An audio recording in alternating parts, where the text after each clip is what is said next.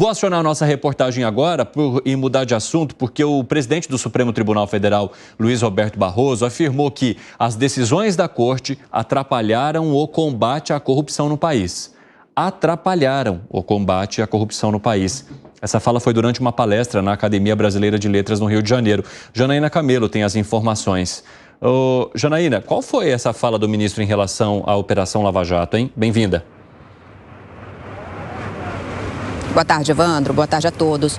Pois é, para contextualizar essa fala, né? Ele citou aí alguns exemplos em que o STF voltou atrás em relação, por exemplo, ao julgamento no STF, que, aliás, Barroso foi a favor de muitas condenações, ele era defensor mesmo da Operação Lava Jato. E aí ele citou aí, durante essa palestra na ABL, por exemplo, o caso do ex-presidente da Petrobras, do Aldemir Bendina, que foi condenado, né, a mais de 6 anos de prisão na época, na Lava Jato, por corrupção, por lavagem de dinheiro, e é que essa condenação acabou sendo anulada. Barroso, ele também citou, por exemplo, o caso do próprio presidente Lula também, que teve também uma condenação anulada, mas nesse caso, Barroso disse que, embora essa anulação tenha gerado muita polêmica, ela foi embasada em fundamentos racionais. Ele também citou casos de sentenças que foram anuladas a partir de delações premiadas. Então, Barroso aí nesse evento, ele disse que esses casos acabaram gerando muito problema e atrapalhando aí o enfrentamento à corrupção, nas palavras dele. A gente separou esse trechinho e vamos ouvir agora. O Supremo teve uma atuação mais controvertida no que diz respeito ao enfrentamento da corrupção no Brasil e tomou algumas decisões. A primeira que eu registraria, voltou atrás na possibilidade de execução da pena após a condenação em segundo grau, que é o padrão mundial. E com isso os processos muitas vezes se eternizam e prescrevem e a gente não consegue dar uma satisfação social a tempo e a hora.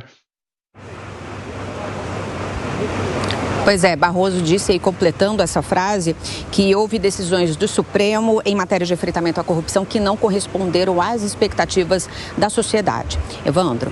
Obrigado pelas informações, Janaína. Um ótimo trabalho para você. E aí, Gustavo Segre, qual que é o sabor de trazer um argumento e ter razão? Vou colocar. Tenho que colocar. Ele anda com isso aí o tempo todo, eu acho. Estou até no pijama. Mas a dúvida, Evandro, eu estou errado? O Barroso é o presidente do STF. Sim. Então, como presidente do STF, disse assim, o nosso STF, que eu sou presidente, cometeu algumas determinações que evitam ir contra a corrupção. Primeiro, não precisamos de uma afirmação, com todo respeito, do ministro Barroso, porque isso já sabemos. De fato, essa questão da contraposição sobre o que era antes, o cumprimento efetivo da pena após sentença em segunda instância, permitiu que saísse, além na época do presidente Lula, 4.815 presos mais. E essa foi uma determinação em que o ministro da Corte, em 2016, afirmou, estou me referindo ao ministro Gilmar Mendes, afirmou que aquele que tinha dinheiro poderia ir recursalmente até o final e que isso não daria isonomia para aquele que tivesse menos dinheiro. Em 2019, o mesmo ministro Gilmar Mendes mudou a sua interpretação, 3 anos depois. Isso permitiu que muita gente saísse da prisão. Mas esse não foi o problema. Se a gente avalia hoje quantas pessoas estão presas por corrupção, mensalão, o único que está preso nem me lembro o nome já desse...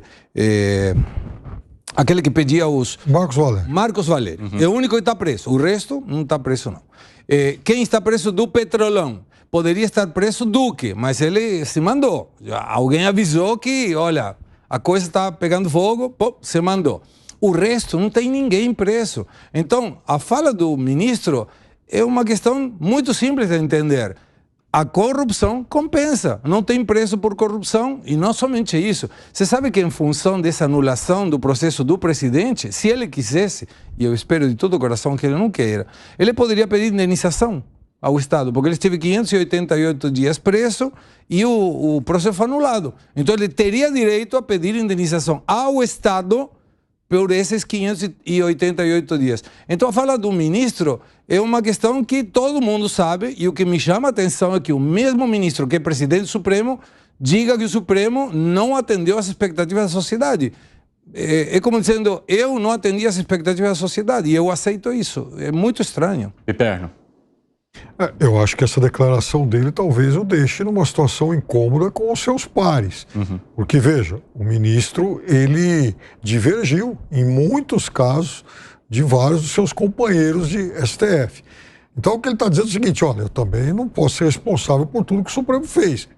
A minha avaliação, errou nisso. Agora, veja, ele também chegou ao Supremo na reta final dos processos do Mensalão. Aquela turma foi condenada e cumpriu penas e tal, né? Então, por quê? Porque foram processos também que me parece que aquelas condenações não deixaram lá muitas dúvidas. O Marcos Valério, eu vou até checar, eu acho que o Marcos Valério ainda continua preso, porque na verdade ele também acumula a punição pelo Mensalão Mineiro. O deles são 2. Que foi de onde tudo começou, né? Pode dizer. Eles, enfim, aprenderam com o que foi feito em Minas Gerais e depois fizeram em Brasília também. Ô Alangani, como é que você vê essa questão, principalmente relacionada à prisão em segunda instância? Porque é uma crítica bastante grande que vocês sempre fazem aqui. Exatamente. Agora volta, né, aquele entendimento que você não pode mais prender uma pessoa até o trânsito em julgado.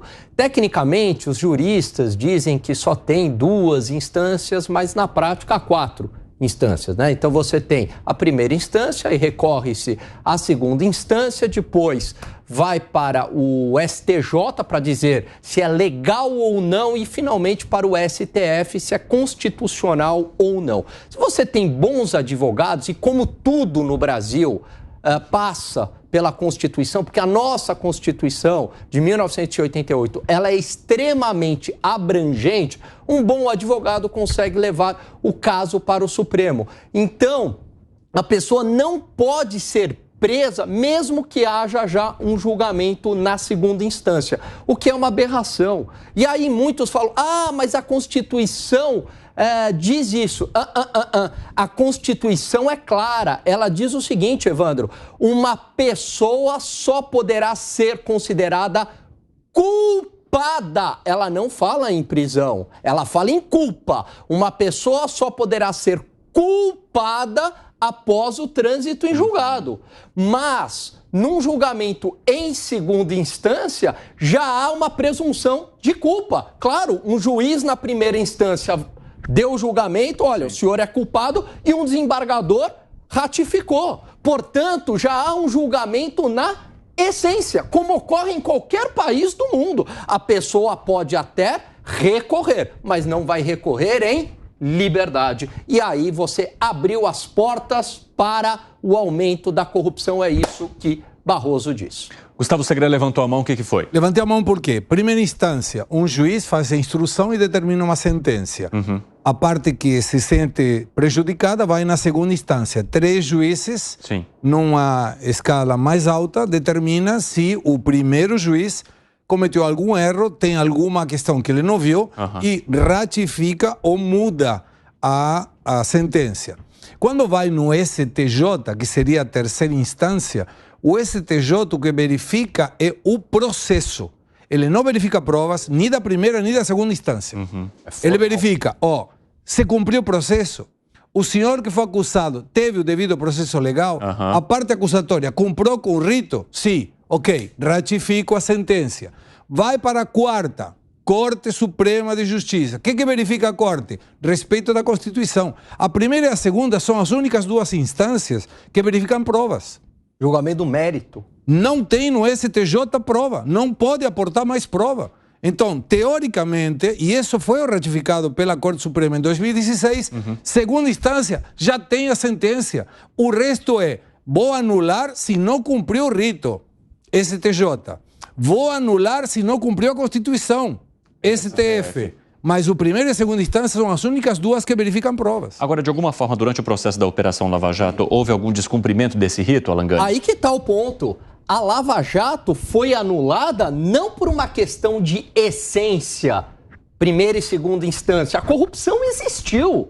E isso está na memória da população. É por isso que o ministro Barroso tem essa fala. Você não vai conseguir anular isso, porque arranhou a imagem do Supremo, porque a corrupção de fato existiu. Não houve uma anulação na essência. O que foi anulado? Uma filigrana jurídica no Supremo Tribunal Federal, por conta de uma questão constitucional. O ministro, o então juiz Sérgio Moro era suspeito, a questão do CEP deveria ter começado em Brasília e não em Curitiba o processo, mas a gente não está falando da essência da corrupção, a gente está falando de formalidades jurídicas, esse excesso de formalidades jurídicas que no Brasil é para proteger os graúdos. Arremate, Piperno. Não, mas pera lá. Há coisas que não são. Se um juiz é suspeito, isso não é uma filigrana jurídica. O CEP não? Ué. Ninguém se tocou? Teve 24 recursos. Em nenhum surgiu um negócio do CEP e aí aparece o CEP. Mas o CEP foi só um detalhe. Hoje está tendo um monte de gente apelando ao ministro Toffoli para que cancele também as delações, como foi feito com um monte de gente. Então, é como que a corrupção não existiu. Veja. Foi devolvido. Mas olha só, o Moro, tudo dava o dinheiro.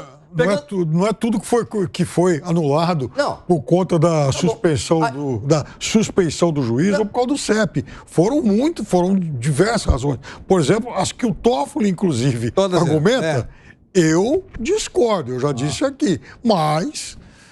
não tem nada a ver com aquelas outras duas. Mas aí que tá, você pode falar a condução do Moro, porque conversava com o Ministério Público, por conta das conduções coercitivas, tudo isso é muito questionável, diga-se de passagem. Mas a materialidade da corrupção, ela existiu, é isso que não dá para pagar. Tinha banco para operar propina.